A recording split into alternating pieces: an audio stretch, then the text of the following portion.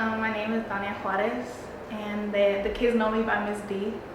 And I guess I'll say my favorite experience was the first field trip, which was a zoo, because I know a lot of them, they were telling me and they were like saying around like they have never seen animals or they have never been like on a field trip, because most of them, well, I was mostly with the little kids, so they're barely 4 or 5 and they haven't gone to school, so they don't know like what's a field trip and stuff. So that was pretty cool, having them like be so excited and seeing like their faces all like smiling and stuff. Like, it was just an amazing experience. I've seen them grow academically and then their attitude, because academically I know that some of them really struggled in the beginning, especially reading or like knowing the sounds of the letters and stuff, and they really did grow. Like, now they're like listening to the books, they're knowing the comprehension and like all that stuff, seeing they grow. It was amazing. Attitude wise, a lot of them like know like now like when it's snow, and you can't always have your way.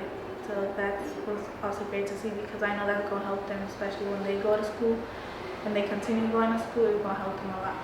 My favorite one was art, because everybody had like their own unique ideas, their own creativity. Even though it was the same project, like each of them input like something about them in their project. So it was great seeing all that. With Hair Love, so it showed kids like even though like you could have like it was about like a dad, and he was like I believe a stay-at-home dad, and it showed that he was able to like, even though he was tired and stuff, like he was still able to do, he was always trying his best to be there for his daughter and do her hair the way she wanted it.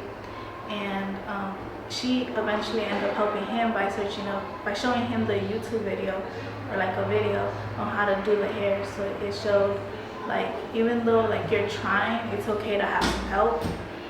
And I feel like that's what the kids needed. Like, even though like don't give up, even though keep trying, and if you need help, like ask for help, because help is always there for you.